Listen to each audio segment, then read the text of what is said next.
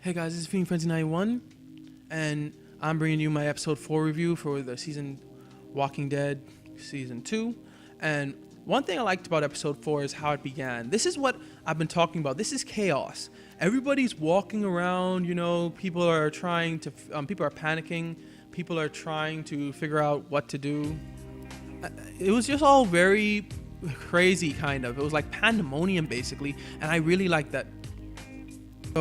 But let me just start by saying episode 4 was like my favorite episode in the whole season 2, I believe. This is the episode where Telltale really knew what they were doing. But having said that, I do have various issues with this episode, and it's gonna come pretty quickly, actually. But let's just move on from this whole scene, which actually was done, I once again say, pretty well. After they escaped, I did one little quick thing. How did they clean up their faces? I'm assuming they found a river or something, but their faces are dead clean. Did you not see how their faces looked in the first scene or in the scene prior to this? Anyway, this is the first quirk I have about this episode. If you leave Sarita, or if you kill the walker instead of chopping off her hand, it doesn't make sense. There's two things I have here. It doesn't make sense that Sarita already is basically turning into a walker. I mean, come on. Do you remember how long Duck lasted? Of all people, you think Sarita would last longer than a 10 or 9-year-old boy? And just doesn't make sense. Also, it doesn't make sense how Kenny and them wouldn't just cut off her arm when they got to the place. I mean, I feel like Kenny, of all people, the one who seemed to be suggesting to cut off Lee's arm, I think that he would have been the first to suggest to cut off Sarita's arm to save her life. But this also, the second thing that doesn't make sense, why is Kenny mad at Clementine? I could get why he's mad at Clementine if he cuts off Sarita's arm, but I don't understand how he's mad at Clementine if you don't cut off her arm. I mean, you saved her, you technically tried to save her. It doesn't make sense to me that he's still mad at Clementine. Part of me thinks this is just lazy writing. Why? Because they didn't want to change the lines too much. So they made Sarita have no lines when you got here, and they made Kenny basically still be mad at Clementine, even though this doesn't make as much sense to me. It's lazy. Like I said before, it's lazy writing, and that's one of my biggest pet peeves about this episode. I saw so much times where it seems like no matter what decision you make, the same or a really similar thing happens anyway, and that is really a big pet peeve for me, especially in this episode. I'll get to a little bit more of that later. Another big pet peeve, which you guys have noticed in other episodes, or at least last episode, why do they keep leaving cars? That truck behind them, that's a truck. You can check if there's keys in it. I just didn't get this whole carnival or whatever this type of, what was this, a motorhome?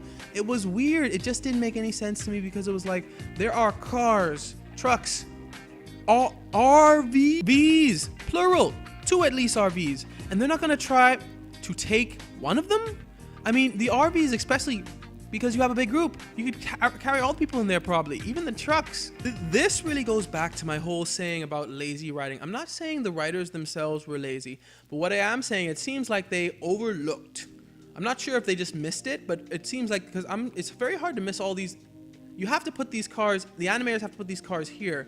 It seems like it's very hard to miss all these cars, but at the same time, it's like, why would they not have at least someone say, they could have someone say something like, we don't have time to get a car, or we can't, no one can hotwire it, something like that. I mean, Clementine at one point even looks at the ignition, and she doesn't even say anything, just looks at it basically. But let's move away from the whole writers thing. I did like this whole scene about Jane, like how she teaches Clementine how to survive more. She's kind of the only one, let's just face it, who's been treating Clementine like she is, an 11-year-old girl. Even though Jane realized that Clementine is acts older than she is, at the same time Jane's like, listen, you're a kid, I need to teach you the ways how to survive or you're not gonna survive. Also, like this scene right here, where Clementine actually kicks in the door. She's still an 11-year-old girl. Unless this is a dead flimsy door, I don't think she could have kicked that in, but maybe, I don't know, maybe she's stronger than I think, but in my personal opinion, I think this scene was a little bit much for an 11-year-old girl to do. But anyway, let's move on to Sarah's scene. I enjoyed Sarah's scene because this whole walkers outside the door, once again, this was very well. This episode really did tension well. We had tension basically from the beginning, and it kept on just building up. It didn't stop during the episode except for the minor breaks when you got to the whatever the Civil War area, but that's about it. And that's what I really liked about this episode. This scene and many scenes that come after it, or at least a few, really are very quite tense, and it made the episode really well. It made it back to like Walking Dead days, where it's like you have to think on your toes almost. I mean, it's a video game, but still. Though I also encountered my first glitch in this episode. It's when I went to Kenny to talk to him. It just showed the tent forever. Hey, if anybody else encountered this glitch, can you tell me? Anyway, let's not dwell on that glitch. I actually had to stop my game though and go play again. Let's get to Arvo. Arvo really was a strange scene because it's like this kid comes out of nowhere and Jane, wants to rob him. We don't rob him. I never robbed him, so can someone leave in the comments if there's a change? I don't think it didn't seem to change much because I think Rebecca still dies, so I'm like, unless the medicine could have like saved someone, I was like, I'm not gonna rob Arvo, there's no point. But it kind of didn't make a difference, but I'll talk about that later. I did enjoy the Arvo scene. It kind of showed how there were other groups out there. Moving on, because I'll talk about Arvo a little bit later. This episode was for the first time in a while, I want to say, that it actually allowed you to explore a bit and like look at signs and stuff like that, because I feel like in the other episodes, as I mentioned, I think in my overall review, that they didn't allow you to walk around as much, but I loved walking around the Civil War Museum, and it was very nice. It was like old Walking Dead again. You got to look at things, you got to talk to people, got to find the coat, different things. It just really made it was just pretty nice. And the choice to either go in through the gate or whatever you call that, or not go in, actually made a difference, which I liked. Like if you go through, then Clementine gets attacked by the walker. If you don't go through, Molly tries to put her arm through, and she gets attacked by the walker, and she actually gets a black eye or something because of it. And I'm like, this makes a difference, and I like that. I like when decisions make a difference, because too often, and it does happen in this episode, in the long run, a decision does not make too much of a difference. This episode is also the episode where people start to realize that Clementine isn't just an 11-year-old girl. Well, more people anyway. Such as Mike. Mike actually makes it known. You're tough of my size. I mean, another thing that was enjoyable is that they went to this Civil War place, and all I could be thinking of during the whole episode was like, wow, Lee would love this place. And then Clementine, of course, says it, and I'm like, wow, it's kind of a throwback, because remember, Lee was an American history teacher. He liked Civil War. In fact, Omid would have loved this place too, so it's really cool that they came to this place, but it sucks that none of them were there to see it. I mean, anyway, let's move on. Back to actually with the talk about Clementine being treated kind of more of an adult than a little girl here. At one point in this episode, there was a part where I was like, wow, I can't believe it's a part where it would have made sense if someone Lee's age was saying it, but for Clementine... Mike, get Sarah! On it! That didn't make sense to me. It's like they're taking orders from her now? I mean, when Mike said just on it, after that, it's like, because you can tell him to help Kenny, he'll do the same thing. It's like, I'm like, wow. I mean, well, he will help Kenny, and I'm like, wow, so they are taking orders from this little girl now? It even comes later with the whole decision whether to leave in a few days or in like the next morning. And I'm like, how are you the determining factor here?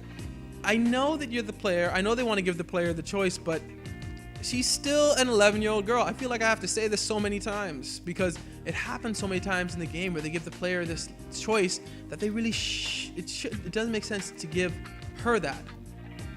Let's say this scene made me bawl out laughing. Why?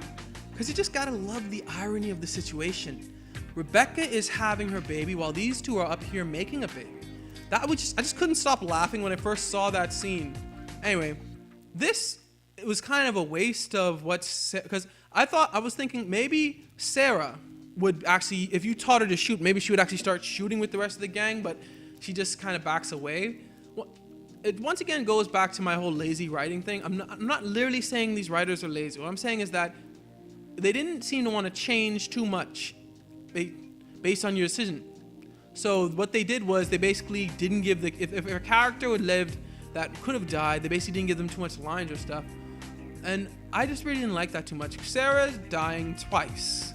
I mean, she died in the same episode this time. At least Nick and Alvin survived. Alvin survived one more episode, and Nick survived 2 more episodes. Even though they didn't have much lines, they still at least survived. They were there. It kind of made like your choices made a difference. But anyway, it just kind of felt like a cop-out for Sarah, especially since like I was really also when they make you pick between Jane to help Sarah or to not help Sarah, I was like, there's two things wrong with this scene. One, it didn't make a difference whether you told Jane to or not. Well, I'm not sure because I never told Jane not to. But Sarah dies even if you tell Jane to save her. But two, the second thing that didn't make sense is all these guys are up here. They don't go down and help Sarah pick up the shell. I mean, you gotta be kidding me. How did that even work? I mean, sure, they're shooting at the walkers while they're getting Jane, but at the same time, none of them came down? Not one? Not Mike? Not Bonnie? Not Luke? None of them went down to try to help her lift that thing off of Sarah? And I mean, she almost lifted it by herself. If someone went down, it could have just worked out. So it just seemed once again like they just wanted Sarah dead.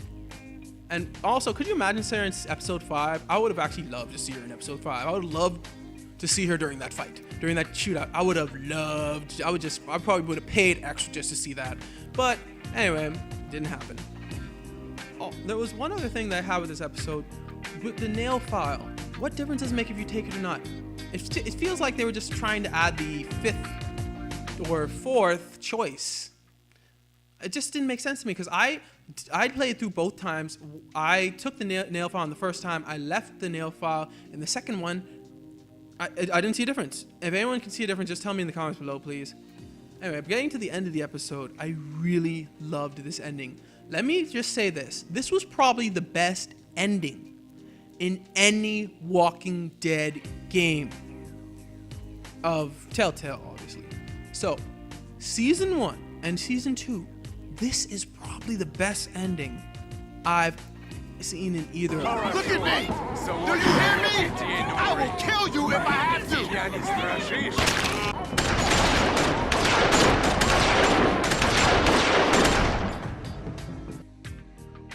What makes that ending so good? There's suspense, there's tension, there's chaos, there's everything at once. And at the end, you just see a guy shoot an AK-47 into their group. You don't know who's dead. You don't know who's alive. All you hear is the baby crying in the background. That ending was greatness. That's like the ending I've been waiting for this whole time. We've been getting endings that are just par or subpar. I mean, episode 3 was pretty good, but still, this is the ending that really took the cake. Now, before I end this review, let me first state, story-wise, this episode was the best, I believe. Gameplay-wise, probably the best too. But there was a lot of issues, as I said before. But this is the main issue right here, which I've been kind of beating to death. But I'm going to show you the ending results right now, or whatever you call them, the bar graphs at the end of each episode. The end of this episode, I want to ask you guys who are watching this video a question. Did any of those choices make a difference in the long run? That's my question. Robbing Arvo, he still brings his Russians over to you anyway. Leaving Sarah, she dies anyway in the episode. Crawling through the booth, doesn't really matter. Held the baby, not sure why that's even there. Shot Rebecca, Kenny will do it anyway. Did any of these decisions make a difference in the long run? In my opinion, no. And that was a big problem. It made us feel, or me feel at least, like even though this episode was so great, the decisions that I made didn't make too much of a difference. Leaving Sarah, Sarah still dies. Rob Arvo, or not Rob Arvo, he still comes after you because Jane robbed his gun. The only difference is that you can say Jane robbed you, not me, basically. Crawling through the booth, you still get the water. The only difference is Bonnie gets attacked instead of you. Held the baby. Not even sure what that had to do with the whole game. Shot Rebecca. I was hoping. The first time I shot Rebecca, right? Then I undid it. I went back to the main menu, undid it. And I was like, let me see if yelling to the group to help stops the Russian from shooting. And it doesn't, because Kenny just shoots Rebecca. So it's like, what? Oh, come on, Telltale. I mean, if you're gonna have this whole calendar here, have some of these choices make some of a difference. Not much at all. But anyway, that's just me. This episode, like I said, it was my favorite probably in the whole season 2. Had some flaws, but my favorite. You guys, give me your opinions about this episode. Tell me what you guys think. Thanks for watching. Like, comment, subscribe, and God bless.